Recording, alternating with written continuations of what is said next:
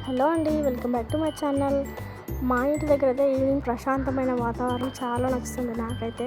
అంటే చాలా పీస్ఫుల్గా ఉంటుంది అబ్బా ఇక్కడైతే. మా ఇంటికి ఎవరైనా చుట్టాలు కనుక వచ్చారంటే మీ ఇంటి దగ్గర ఎంత బాగుందో కదా, చాలా పీస్ఫుల్గా ఉంటుంది అంటారు. అయితే ఈరోజు బెండకాయ పులుసు అయితే చేశాను. ఈ పులుసుని అయితే చాలామంది చాలా విధాలుగానే చేశారు, నేను కూడా అలాగే చేస్తాను అనమాట. నాకైతే అసలు పెళ్ళైనప్పుడు అసలు ఒక్క వంట కూడా రాకపోయేది. ఎందుకంటే ఇంట్లో ఒక్క కూతురు అంటే చాలా గారాబంగా పెరుగుతారు కదా, ఆ గారాబమే నాకు పెళ్లి తర్వాత మైనస్ పాయింట్ అయిందండి. అందుకే ఏ పనైనా సరే పెళ్లి కాకముందుకే నేర్చుకోవాలి, అప్పుడే మనకు మంచి పేరు ఉంటుంది. పెళ్ళైన 5-6 డేస్కి అలాగా ఇంట్లో టమాటా చారు చేయనేసి మా అత్తమ్మ చెప్పింది అనమాట. అది కూడా ఎలా చేయాలో తెలియదు, కానీ ఆ టైంలో అయితే అసలు వాళ్ళకి ఆ కర్రీ నచ్చలేదు. ఇంకా ఇప్పుడంటే హడావిడిలో చేసిందేమో, ముందు బాగా చేసింది అనుకున్నారు. ఇంకా అప్పుడు నేను ఫిక్స్ అయింది ఏంటంటే నాకు నచ్చినట్టు కాదు, వాళ్ళకి నచ్చినట్టు చేయాలి. ఇంతకీ ఇప్పుడు నేను చేసిన కర్రీ ఎలా ఉంది?